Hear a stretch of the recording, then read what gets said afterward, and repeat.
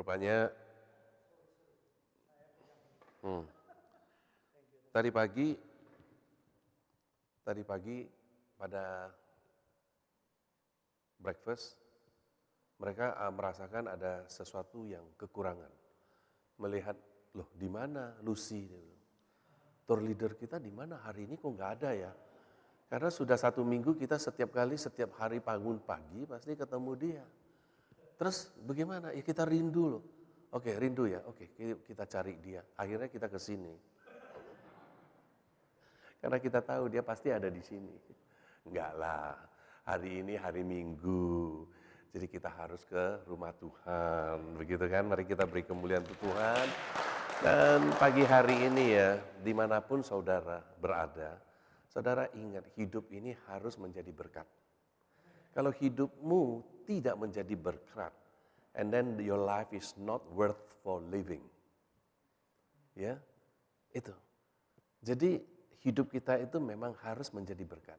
Salah satu untuk menjadi berkat itu, giving is living. Keren kan? Kita contohnya siapa? Tuhan Yesus.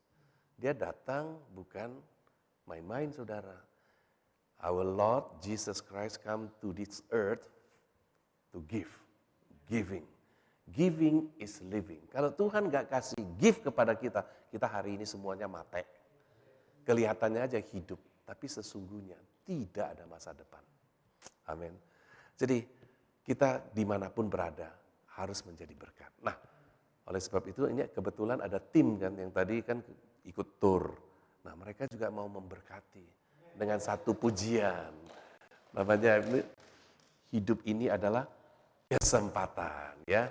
Mari saya undang tim dari Jakarta. Mereka mau memberkati kita. Ya.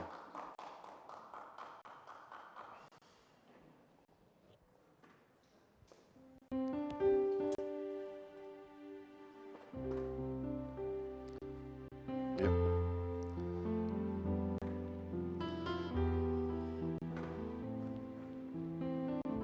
Habis itu saya langsung kontak.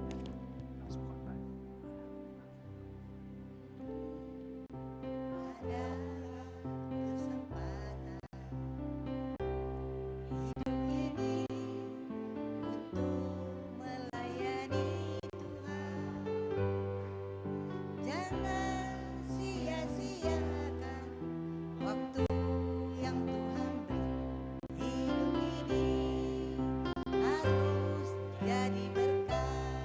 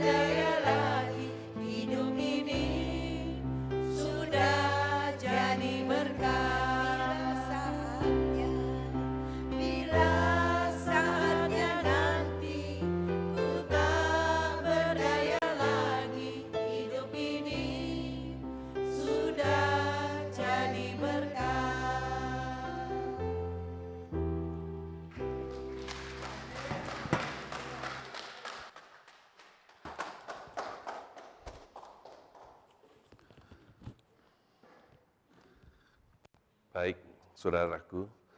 Suatu saat hidupmu nanti akan tidak berdaya lagi. Amin. Tapi saat itu you sudah menjadi berkat. Yang saya khawatir adalah pada saat you tidak berdaya lagi dan you menyesal. Kenapa di dalam hidup ini saya tidak memberkati? Kenapa hidup saya tidak menjadi berkat? Dan pada saat waktu you menyesal, forward. Selalu menyesal itu datangnya belakangan. Nggak pernah ada yang nyesal di depan. Ada yang nyesal di depan? Gak ada, selalu di depan. Jadi lagu ini setiap kali saya dengar, setiap kali memicu saya. Hidup ini harus jadi berkat. Amin, saudara. Saya tadi setuju sama worship leader kita. Dia mengatakan, kita itu harus kuncinya itu mengucap syukur. Mengucap syukur itu bagi Tuhan itu penting sekali, saudara. Ini bisa diangkat sedikit nggak Pak Caleb?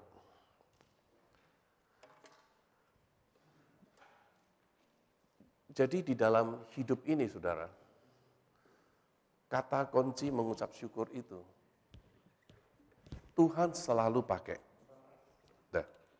Tuhan selalu pakai kata mengucap syukur.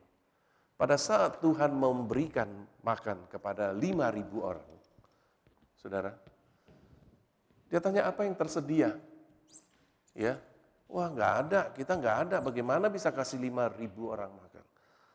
Terus lalu di sini ada seorang anak membawa 5 roti dan 2 ikan. Apakah langsung Tuhan bilang, apa ini? Bocai, nggak ada artinya, nggak ada. Tuhan ambil 5 roti itu dan dia mengucap syukur. Setiap kali berkat terjadi sesudah mengatakan bersyukur. Saudara ingat, jadi mulutmu jangan ngomel melulu. Ya, bersungut-sungut. Salah satu Tuhan benci kepada karakter orang Israel pada saat di padang gurun itu khususnya. Mereka itu selalu mengomel-ngomel, mengeluh-mengeluh. Tuhan gak suka itu. Jadi kata kunci mengucap syukur itu untuk orang Kristen penting. Pada saat dia ambil cawan, dia juga apa? Mengucap syukur.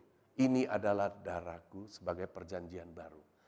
Jadi kita pada saat sampai ke Jepang, kedinginan, mengucap syukur. Serius banget kalian kalau mendengar firman Tuhan. Mengucap syukur karena bisa melihat snow monster. Untung, nah tadi kata-kata untung. Udah patah kaki masih untung. Bahkan sudah mati pun juga dibilang untung karena ketemu KTP-nya. Kalau nggak tahu yang mati itu siapa. Yuk bisa nggak seperti itu, untung melulu? Ya memang begitu. Jadi kita di snow monster itu juga untung monsternya nggak jalan, hanya diam saja. Jadi kita bisa foto-foto sama dia, coba dia jalan, mati gitu. Ya. Jadi you just enjoy this life. Jadi hidup itu jangan terlalu tegang, saudara. Ya kan, santai aja, relax gitu. Kalau kita tegang ya, ini semua uratnya tegang, saudara. Bisa stroke, saudara. Iyalah, ya kita puji Tuhan sama Pak Caleb. You know, dia di sini 31 tahun loh, saudara. You tahu 31 tahun itu banyak naik turunnya? Coba aja 31 tahun. Ya kan, Caleb aja waktu itu, siapa? Yosua aja belum lahir. Nah, ya belum lahir ya Pak. Jadi, hidup ini memang harus ada satu tes. Ya, Tuhan kasih kita hidup itu. Maksudnya kamu itu Tuhan sudah tahulah hasilnya, ujungnya, you nggak tahu. Tapi Tuhan sudah tahu. Tuhan mau lihat prosesnya, dia nggak pernah lihat hasilnya. Ingat ya, prosesnya. Jadi prosesnya kita ini dijadikan manusia ini to become Christ-like. To become, untuk menjadi. Jadi ada proses. Roti dicampur apa-apa kayak gitu, tepungnya di adonan, akhirnya menjadi roti yang harum gitu. Jadi to become itu ada satu proses. Jadi Pak Caleb juga diproses for 31 tahun. Saya yakin dia banyak sekali yang dia alami. Apalagi yang terakhir-terakhir ini, pandemi ya. Waduh. Jemaat ada yang mengalami pandemi dan juga ada yang meninggal, yang dipanggil Tuhan. Ya. Jadi saudara, you gak pernah pikirin Seluruh pesawat grounded, yuk bicara, mana mungkin, lu jangan bicara yang nggak mungkin. Selalu ada hal-hal yang tidak mungkin, termasuk saudara yang harusnya ke neraka, diselamatkan dibalik ke surga. Itu nggak mungkin, tapi mungkin. Bahaya apa? Christ giving his life for you. Jadi you jangan bilang nggak mungkin ya. Hati you harus selalu mengucap syukur. Itu orang yang optimis. Bukan yang namanya rela pasrah gitu, bukan. Mengucap syukur itu ada fokusnya. To whom I believe, not to what I believe. Dulu kita belum kenal Tuhan, kita to what I believe. Tapi sekarang kita to whom I believe, kepada siapa. Karena apa? Siapa itu bicara Allah itu hidup, tapi to what itu enggak. Jadi mate, gitu ngerti ya. Makanya Tuhan juga bilang sama, persembahkanlah hidupmu persembahkanlah tubuhmu yang hidup. Dia maunya persembahan yang hidup tubuh kita, bukan materi. Ya kan?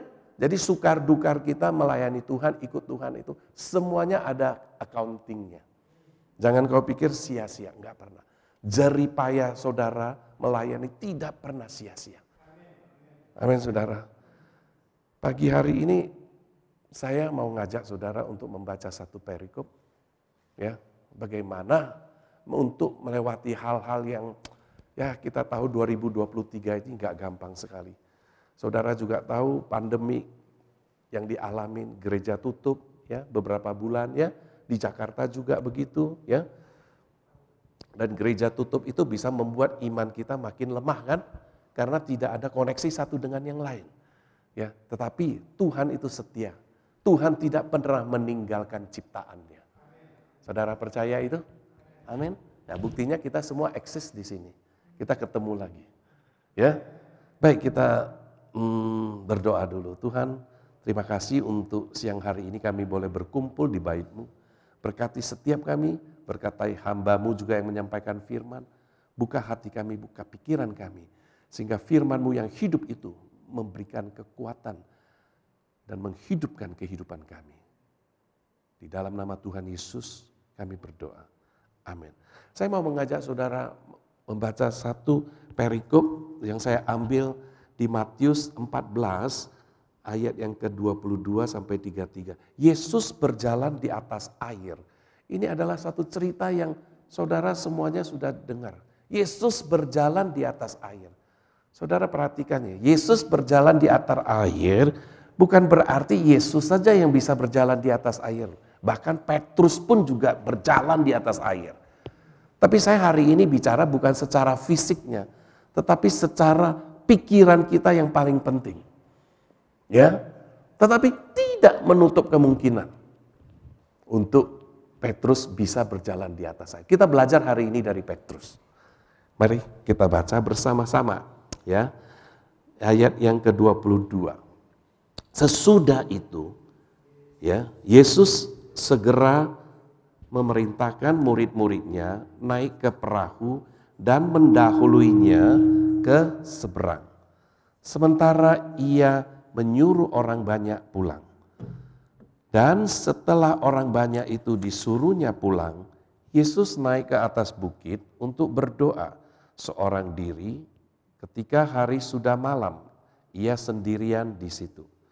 Nah, perahu murid-muridnya sudah beberapa mil jauhnya dari pantai dan diombang-ambingkan gelombang karena angin sakal, angin badai. Nah, kira-kira jam 3 malam datanglah Yesus kepada mereka berjalan di atas air. 26, ketika murid-muridnya melihat dia berjalan di atas air, mereka terkejut dan berseru, itu hantu. Lalu berteriak-teriak karena takut. Tetapi segera Yesus berkata kepada mereka, tenanglah, aku ini, jangan takut. Lalu Petrus berseru dan menjawab dia, Tuhan, apabila engkau itu, suruhlah aku berjalan kepadamu, berjalan di atas air. Nah, kata Yesus, datanglah. Maka Petrus turun dari perahu dan berjalan di atas air mendapatkan Yesus. Wow. Tetapi ketika dirasanya tiupan angin, takutlah ia dan mulai tenggelam lalu berteriak, "Tuhan, tolonglah aku." Segera Yesus mengulurkan tangannya, memegang dia dan berkata, "Hai orang yang kurang percaya, mengapa engkau bimbang?" Lalu mereka naik ke perahu dan angin pun redalah. Dan orang-orang yang ada di perahu menyembah dia, katanya, "Sesungguhnya engkau anak Allah." Saudara, cerita ini saya setiap kali baca, saya setiap kali mendapatkan masukan, mendapat ilham dari Tuhan. Saudara, Petrus ini rasul yang besar, rasul yang bisa pegang-pegang Tuhan Yesus. Ya, dia imannya sih gede sekali, saudara. Tapi saya heran, iman yang gede bisa berjalan di atas air. Tuhan bilang apa? "Hai kamu orang yang kurang percaya." Yuk kita cari yuk kenapa kayak begitu dia. Yuk kaget kan? Di dalam perikop yang gitu pendek saja. Orang yang bisa berjalan di atas air, itu bukannya orang yang sangat beriman. Kenapa Tuhan Yesus bilang dia, "Hai orang yang kurang beriman, hatimu bimbang." Kalau Tuhan nggak ngomong gitu, saya juga nggak tahu bahwa Petrus itu kurang beriman. You jangan pikir Petrus itu beriman. Yesus yang tadi ngomong kan, "Hai engkau orang yang kurang percaya." Waduh, coba yuk ditegur sama Tuhan seperti itu. "Hai orang yang kurang percaya, mengapa engkau bimbang?" Loh kok gimana sih? Nah oke, kita mulai ya. Jadi saudara tahu, apa kesalahan Petrus? Ini bagus sekali contoh ini. Jadi sehingga kita mengikuti Tuhan, kita tahu kesalahan Petrus itu apa ya. Yuk tahu gak sih Petrus, dia sudah dekat sekali loh sama Tuhan, dia jatuh. Gua gak tahu lu seberapa dekat sama Tuhan. Hati-hati saudara. Jangan dipikir lu dekat sama Tuhan. Kenapa dia dekat sama Tuhan, dia jatuh? Kenapa saya tahu dia dekat dari Tuhan? Karena waktu Tuhan menolong dia, itu cuma mengulurkan tangannya. You know how far he is walking unto Jesus? Dia berjalan di atas air cukup jauh, saudara. Sudah dekat, saudara. Dia tenggelam. Aduh sayang banget, orang bilang. Sudah mau garis finish. Dan doa itu paling pendek yang Petrus pernah lakukan. "Oh Tuhan, tolonglah aku," sampai tolonglah aku gitu loh. Just mengulurkan tangan, itu cukup dekat dong. Tuhan mengulurkan tangannya, coba.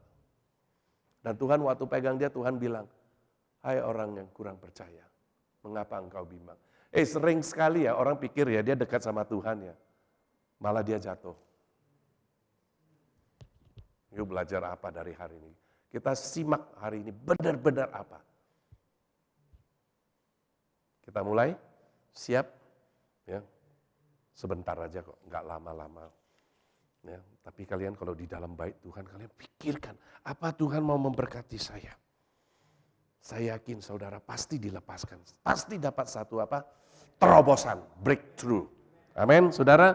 Kita mulai. Yang pertama, takut itu hanya membuat engkau tenggelam. Saya ulangin, takut itu hanya membuat engkau tenggelam. Oke. Saudara ingat ya, bahwa Tuhan itu dikatakan, sebab Allah memberikan kepada kita bukan apa? Roh ketakutan. Dia gak pernah kasih roh ketakutan. Ya enggak? Melainkan roh yang membangkitkan kekuatan kasih dan ketertiban. Ya, ketertiban. Kita selama onsen di sana ya, kita selalu dengar dari Lucy, kalian harus tertib ya.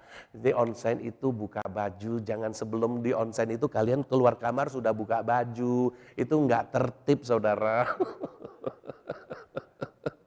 Jadi saya waktu baca begitu, itu pun juga harus ada satu ketertiban, saudara. Jadi kembali lagi, Tuhan tidak memberikan kepada kita roh ketakutan. Amin, saudara. Kita jangan apa-apa sudah takut dulu. Takut itu akan membuatmu tenggelam. Banyak sekali yang kita bicara takut itu. Kalau saudara masukkan di dalam doamu, ya, jangan khawatir, jangan takut, jangan khawatir, jangan takut. Itu hampir 360 hari juga, 360 kali juga di dalam Alkitab dikatakan gitu. Jadi, sesudah nanti habis tahun, yuk buka apa yang yuk takutin, yang yuk khawatirkan. Belum tentu terjadi, saudara. Tapi you mati dulu, saudara. Jadi kita jangan takut. Nah, coba you lihat. Aneh nih. Ketika murid-muridnya melihat dia berjalan di atas air, ayat 26, mereka terkejut dan berseru, itu hantu, padahal itu Tuhan. Kenapa? Kenapa? Lalu berteriak-teriak karena apa? Takut. Jadi lu takut ya, Tuhan pun juga lu lihat hantu dibalik. Tuhan, hantu, hantu, Tuhan, Tuhan, hantu. Jadi kalau you lagi takut, Tuhan pun juga lu lihat jadi hantu. Hati-hati lu. Nah ini modelnya nih. Ini dalam satu perahu. Hantu tuh. Jadi bukan saya yang ngomong aja, teman juga ngomong. Kan banyak orang tuh di dalam perahu murid-muridnya. Ya. Jadi yang kedua, kita belajar. Pada saat kita takut, bagaimana takut itu berubah menjadi kita beriman. Ini kan penting kan? Kan ketakutan kan? Nah itu ingat, jangan takut. Nah lalu ya dengar nih, ayat ke-27. Tetapi segera, nah Tuhan tahu loh, Tuhan segera, selalu pertolongan Tuhan itu tepat pada waktunya. Gak pernah terlambat. Itu lu bilang terlambat, itu ukuran manusia. Ukuran Tuhan tidak pernah terlambat. Kalau dia selalu tepat. Nah, dia segera ngapain saudara? Berkata kepada mereka, tenanglah, aku ini. Dan Tuhan ulangi lagi, jangan apa? Takut. Aku ini, kata aku ini untuk orang Israel, dia pernah dengar. Allah itu pernah bicara dengan Musa, aku ini, artinya apa? Ya aku ini udah gak bisa, aku adalah aku. Musa pernah disuruh Tuhan untuk keluarkan orang Israel, budak-budak itu pada saat itu begitu banyak. Coba yuk pergi ke Firaun, kasih tahu, ini orang kasih keluar, lepaskan mereka dari budak. Lalu Musa bilang, lah kalau nanti Firaun tanya siapa yang utus kamu? Siapa? Jadi dia mau tanya identitasnya Allah itu. Kan gak bisa bilang, oh saya adalah Kosen, lahir tahun ini. Lahir 58, saya orang Chinese, saya di Indonesia, di Jakarta. Gak bisa, saya kerjanya apa? Gak bisa, Tuhan itu pencipta alam semesta. Lalu dia bilang apa? Udah lu ngomong dia, aku adalah aku. Ya dong, mau ngomong apa? Tuhan mau kasih tahu lu identitasnya yang gak bisa. Ngerti kan? Jadi aku ini, Yesus bilang, jangan takut. Wah, begitu dia dengar kata itu, mereka apa? Berubah dia. Dari takut jadi beriman. Nah lihat nih. Tetapi Yesus berkata, tenanglah aku ini. Nah lu lihat ya. Dari rasa takut menuju iman. Kenapa saudara? Karena dia dengar suara Tuhan. Jadi itu adalah firman Tuhan. Iman timbul dari apa? Pendengaran datang siapa? Pendengaran akan firman Tuhan. Jadi dia dengar suara Tuhan. Dia timbul iman. Wah lu lihat Petrus ini. Begitu dia timbul iman, apa yang dia lakukan? Luar biasa saudara. Kata dia, lalu Petrus berseru. Dia bilang apa? Tuhan, apabila engkau itu, kalau benar ini kamu, dia bilang apa? Suruhlah aku datang kepadamu berjalan di atas air. Nah, hebat. Ini Petrus nih. Lu lihat nih, sampai di sini Petrus hebat. Lu punya gak iman seperti dia? Suruhlah aku berjalan di atas. Karena lu bisa, gue pun mau. Gue juga mau berjalan di atas air. Suruhlah aku. Saudara, banyak orang sampai mempunyai iman ya. Tetapi iman itu, dia punya iman tapi dia gak berani. Banyak loh orang yang begitu. Dia gak berani. Nah, si Petrus punya iman tapi dia berani. Dia berani. Dia bilang sama Tuhan, suruhlah aku berjalan di atas. Jadi dia tantang Tuhan. Nah, Tuhan Yesus senang sama kita. Dia ditantang begitu. Tuhan itu bilang apa? Oh, lu mau? Bener nih. Ayo keluar. Suruh dia jalan. Tuh, berikutnya dibilang apa? Oke, kata Yesus sudah itu mendapatkan, tetapi nah iman itu menuntut ketaatan. Oke, lalu maka Petrus itu turun dari perahu dan berjalan di atas air untuk mendapatkan Yesus. Jadi kalau you punya iman, you sudah berani. Waktu Yesus bilang datanglah, dia benar-benar dia taat. Dia keluar dari perahunya. Yuk tahu nggak saudara, perahu itu pada saat itu paling aman. Daripada bicara di gelora ombang badai yang begitu, itu serem loh saudara. Yuk injek ini kan rata, diem. Kalau di sana itu kan lagi ombak kan, lagi badai kan. Nah si Petrus itu pasti terangkat saudara. Yuk ngerti nggak? Dan dia jalan bukan rata kayak begini, mungkin begini. Badai, tadi nyanyinya lagunya itu badai. Ada lagu badai tadi. Seneng tuh. Jadi badai itu banyak sekali saudara. Gue gak tahu hari ini badai apa. Pekerjaan, usaha, ekonomi, kesehatan. Banyak sekali badai di dalam hidup ini saudara. Bukan badai air bergelora itu. Jadi ini satu ilustrasi. Tapi ini real terjadi. Nah dia keluar dari comfort zone. Karena kapal itu pasti aman dibandingkan kamu kalau keluar. Ya kan? Tapi dia berani keluar dari comfort zone. Ini contohnya kita waktu di Jakarta, pandemi. Pada gak berani keluar, sampai gereja tutup. Sekian lama. Ya, terus istri saya pikir, kalau lama-lama kayak begitu, dikasih Tuhan inspirasi. Kalian bisa redup. Ya kan? Akhirnya apa? Oke, kita keluar, pergi mengabarkan Injil. Bawa tim dari Malaysia, join. 15 dari sini, dari Jakarta 30-an, jadi 50-an orang kita pergi ke Palembang. Saya ingat itu. Mengadakan KKR. Pada saat Tuhan, yuk ikutin dia, yuk jangan pikir gak ada badai loh, pasti ada badai. Ya kan? Tetapi iman yang yuk lahir, yuk keluar, yuk bisa mengalami Tuhan. Banyak orang Kristen gak mengalami Tuhan. Semua kata Alkitab. Kalau itu Petrus berjalan, itu kan Petrus, kalau saya mah nggak ada. Dan saudara bisa mengalami Tuhan. Amin. Pak Kaleb pasti sudah mengalami Tuhan. Jadi Tuhan itu mau setiap kita mengalami dia. Saya lepas dari. Nah, contohnya kita waktu pergi ke Palembang. Begitu sampai saja sudah mulai lihat, aduh kacau. Kacaunya apa saudara? 15 orang itu, tim dari Malaysia itu, mereka mau dansa, mau nyanyi, mau apa itu pujian. Jadi ada tari-tarian. Jadi panggung itu ternyata sempit. Harus lebar. Waduh, sampai sana sudah malam. Besok pagi dia sudah mau acara latihan. Aduh, itu mau lomba begitu di ballroom yang memenuhin itu pada saat itu ada 600 orang. Itu kan akan sulit. Betul nggak? Oke. Tetapi kebetulan yang punya ballroom itu ada di sini tuh, Ibu Vivi. Suaminya itu Erik namanya. Dia kerja mati-matian sama timnya supaya malam itu pun juga roba ya panggung itu ya. Ternyata bisa. Ah, itu lu mengalami Tuhan kan. Semua orang takut. Ini gimana ya? Gimana ya?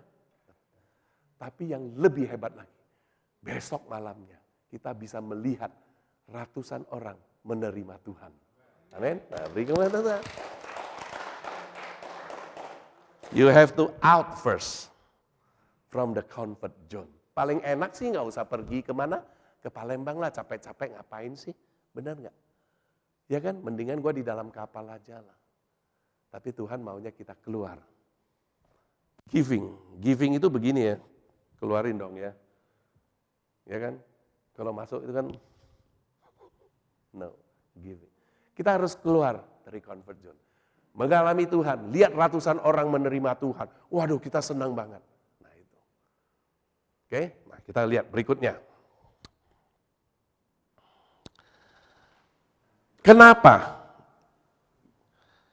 Kenapa si Petrus ini salah besar? Kita belajar dari hari ini. Ya, kita belajar. Petrus kenapa you salah? Ya, sehingga kita sebagai jemaat Tuhan tidak mengikutinya. Tetapi ayat ke-30. Ketika dirasanya tiupan angin, takutlah ia dan mulai tenggelam. Aduh, saya waktu baca ini, saya pikir saya juga mungkin bisa begitu loh Tuhan. Tetapi ketika dirasakannya tiupan angin, takutlah ia dan mulai tenggelam. Saudara tahu kan yang tadi saya bilang, ini kan bukan bicara rata. Itu itu kan air saudara, itu kan badai, itu kan gelombang, itu kan ada angin jam 3 malam ini loh. Ngerti gak saudara? Itu naik kayak begitu. Yuk kirain Petrus kan jadi begini kan, lihat Yesus. Betul kan?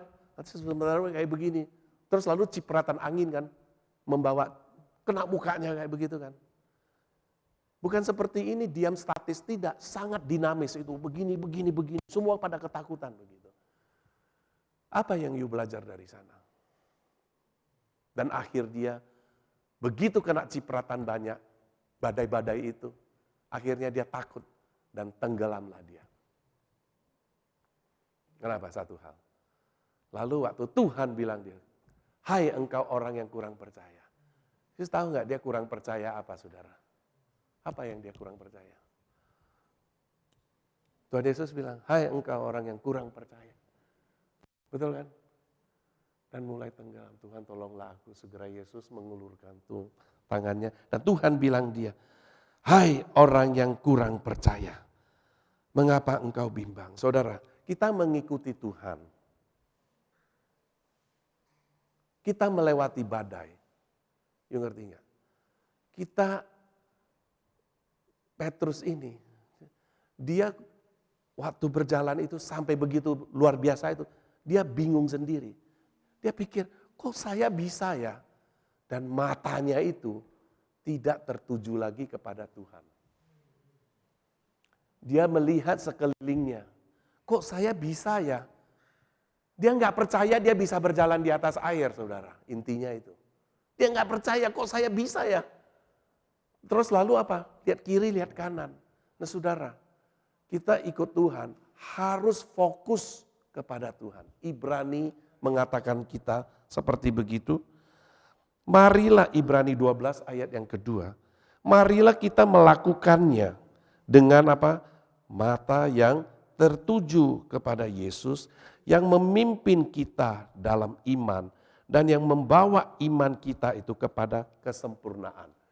Jadi mata kita itu harus terus tertuju kepada Yesus. Yuk jangan lihat kiri kanan, kok hebat loh saya bisa loh ternyata ya. Nggak bisa saudara. Yuk terus matanya harus, makanya walaupun sudah dekat saudara. Tapi matanya lihat kiri ke kanan, gua tanya dia dekat atau jauh? Gua mau bawa yuk jalan ya, lu ngerti nggak? Mata yuk pun juga harus lihat jalan. Kalau enggak lu merem aja nanti ada lobang pun juga you injak. Jadi mata kita juga harus alert. Di dalam hal ini, mata kita itu harus alert terus melihat Yesus.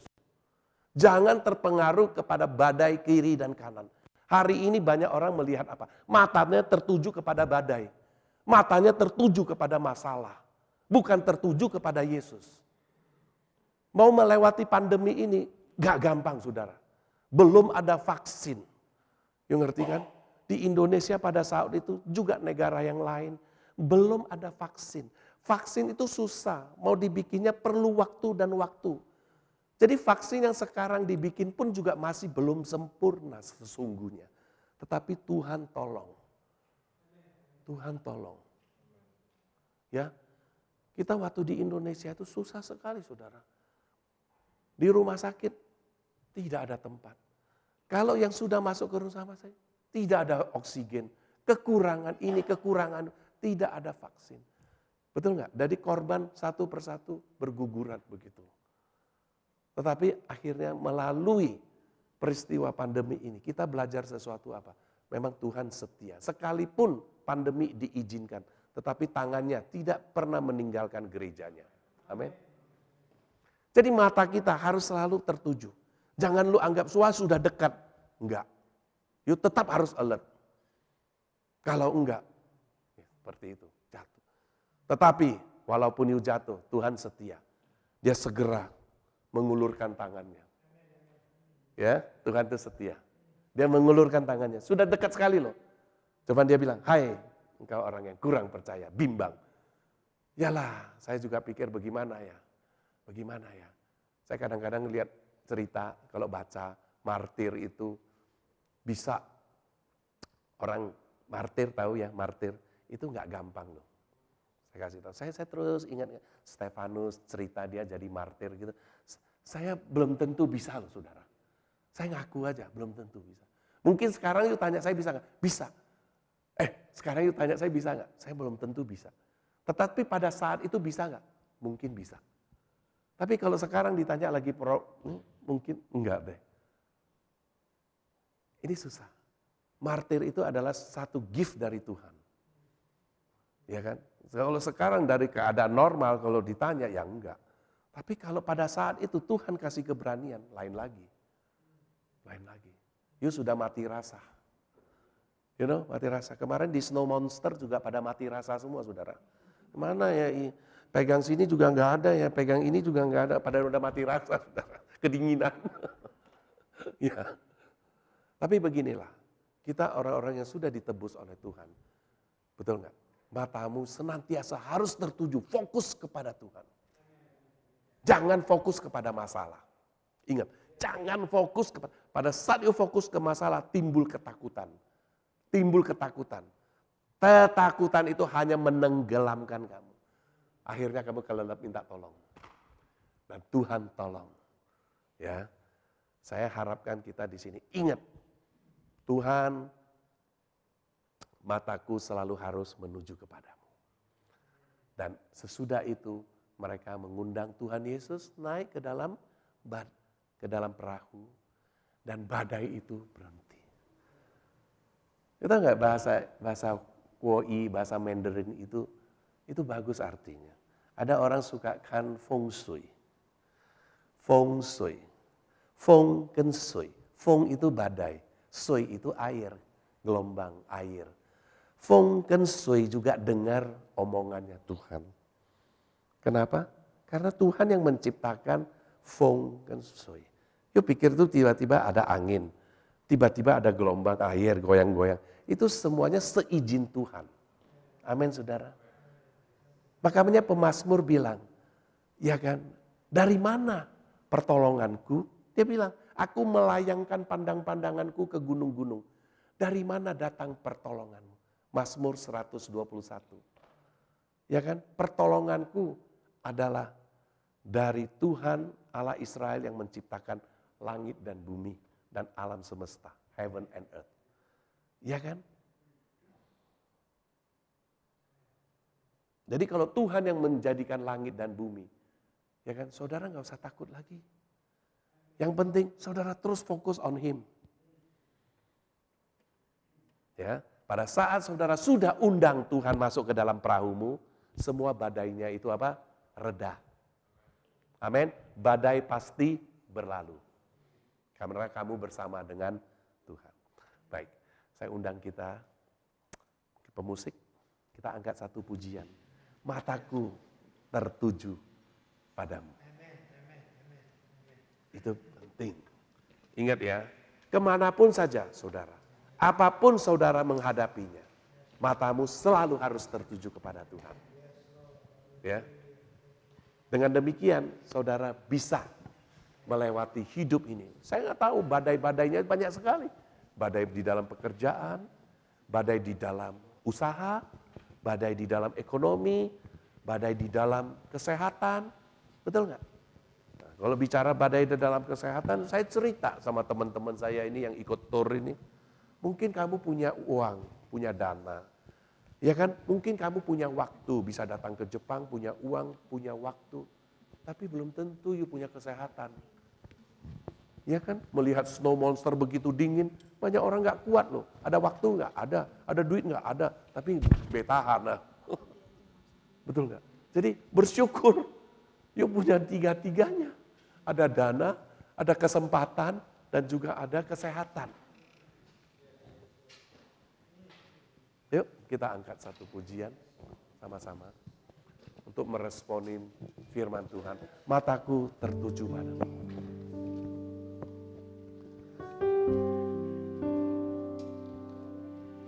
Mataku, mari kita undang bangkit berdiri.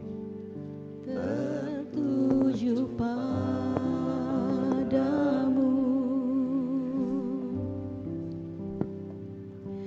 Segenap hidupku ku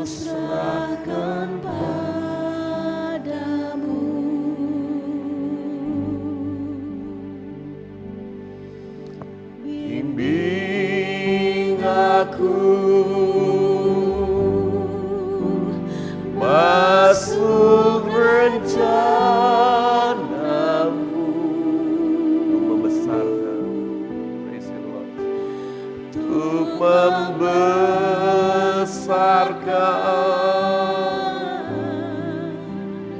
kerajaanmu.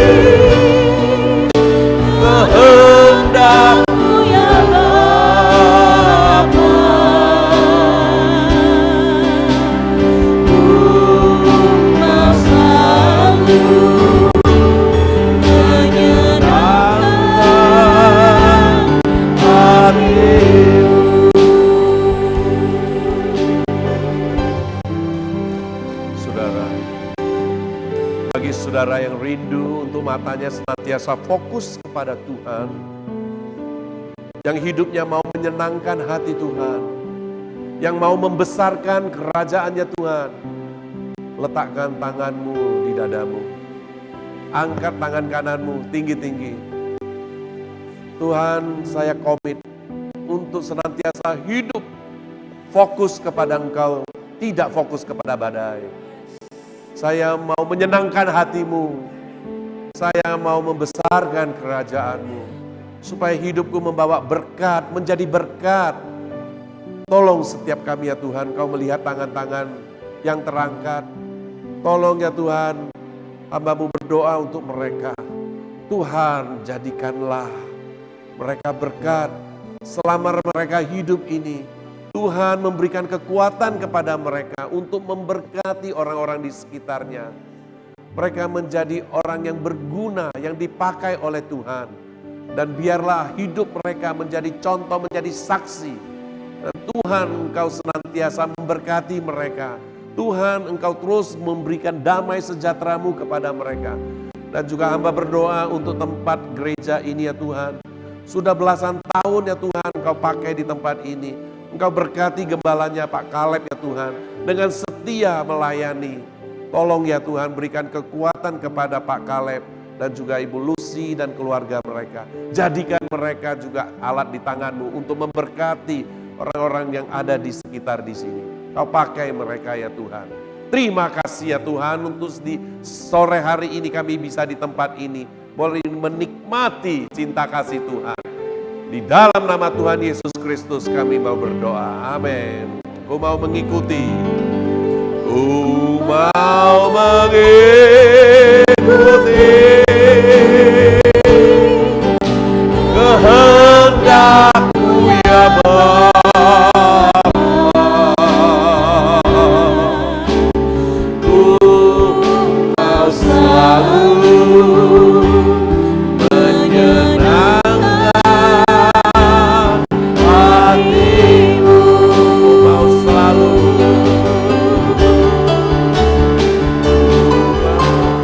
mengikuti kehendak-Mu ya Bapa. Amin, amin. Ku mau selalu menyenangkan hati-Mu. Mari kita beri kemuliaan Tuhan. Oh, praise the Lord.